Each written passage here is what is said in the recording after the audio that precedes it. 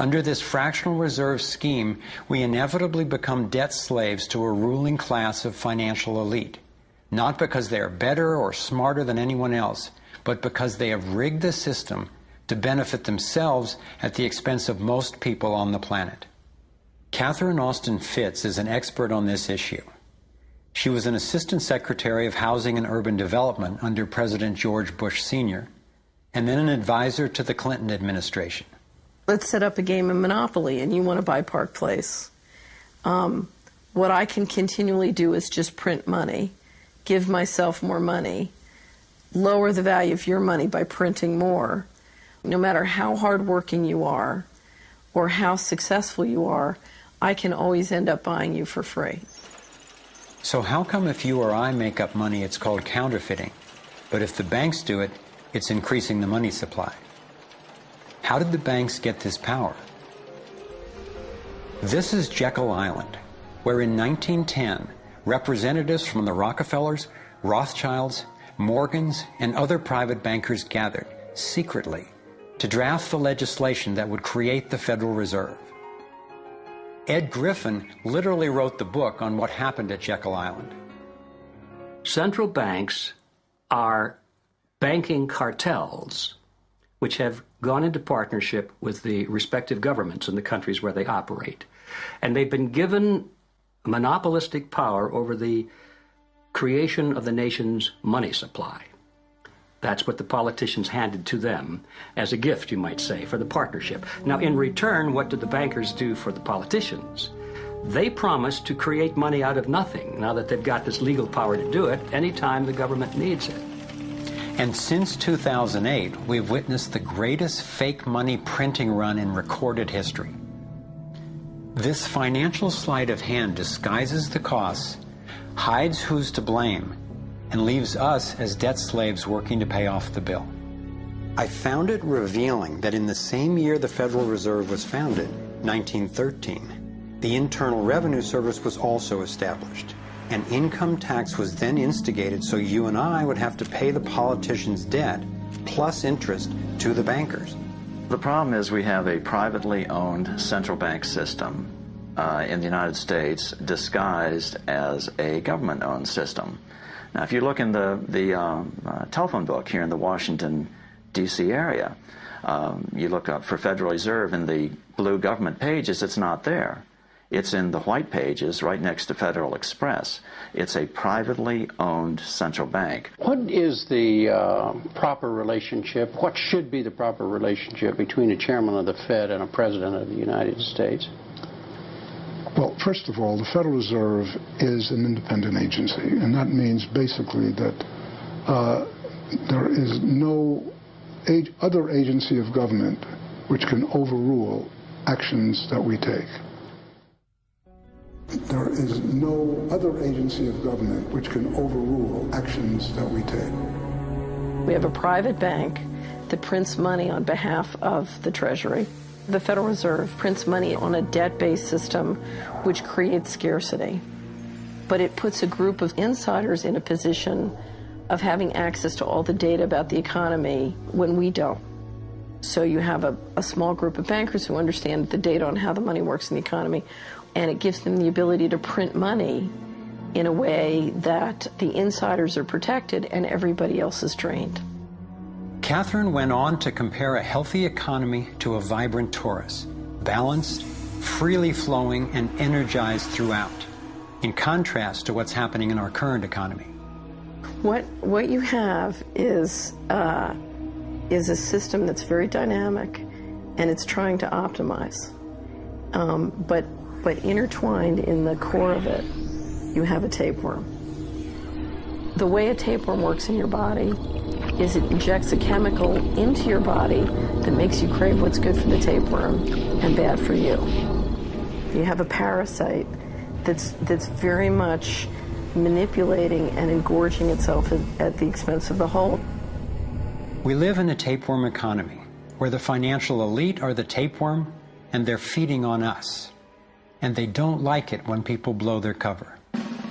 After Catherine began exposing government corruption at the highest levels, the FBI raided her company and seized its assets. She was dragged through the courts for 10 years before being found innocent. So we've got the Federal Reserve, a privately owned corporation with a monopoly on creating money, but with no accountability, backed up by a government with a monopoly on force.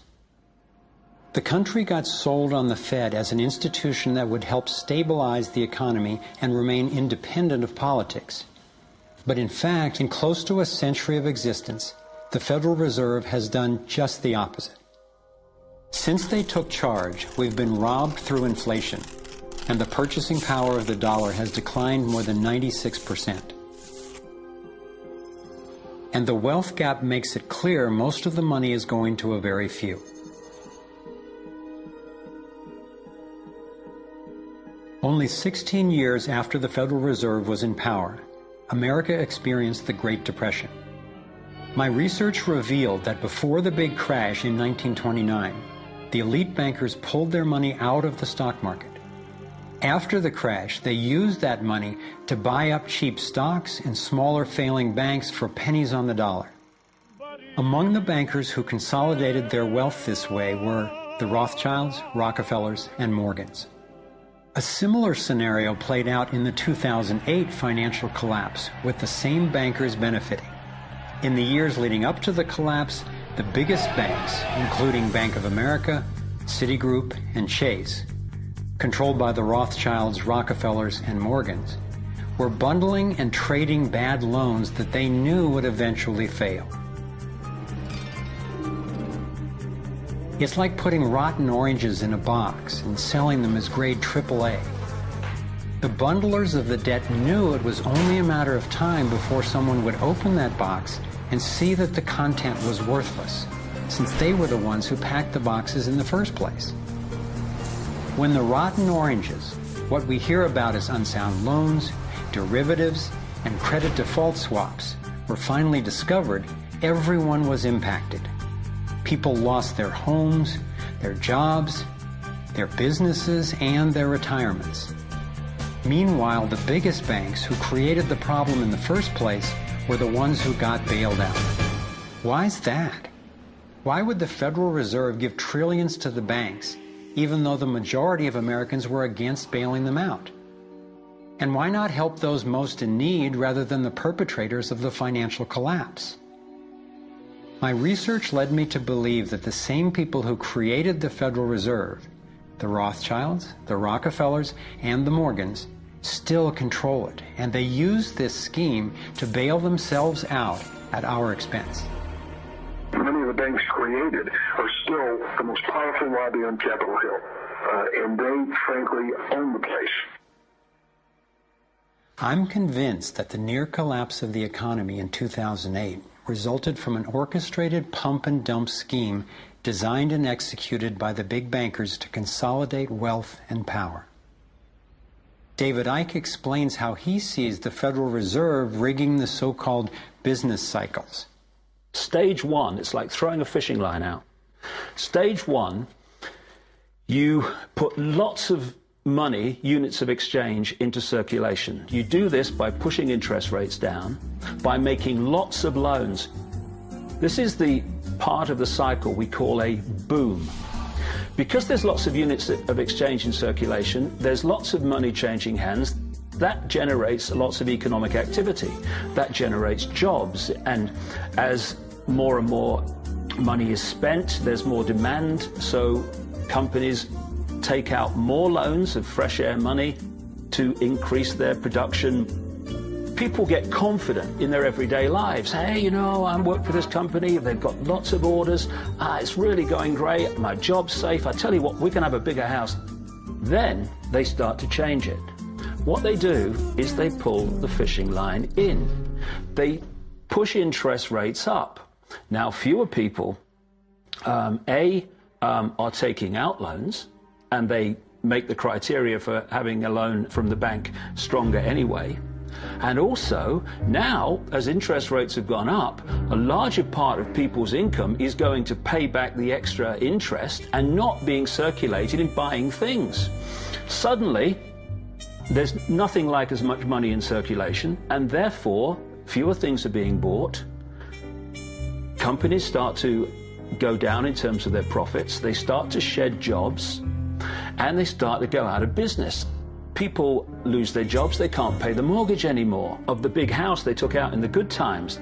Now what the banks are doing is starting to reel the fishing line in, because as they go bankrupt, companies and individuals, the banks get the real wealth, the property, the land, the resources that they had signed to them for lending merely figures on a screen. Now this economic cycle of fishing line out, fishing line back, lots of units in circulation, pull them in, has been going on for centuries. And what it's done, it's stolen and accumulated the real wealth of the world in the hands of the few.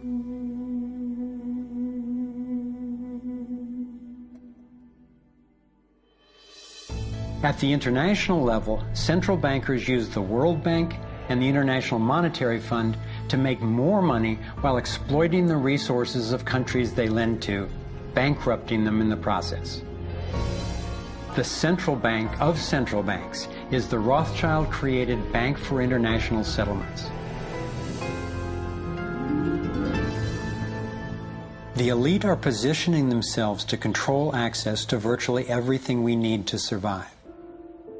No matter where you go in the world, the money is controlled by the banking system. They decide if people eat or if they don't eat. Who's a billionaire and who lives on less than $1 a day? He who controls the money controls the world, and a very few control the money.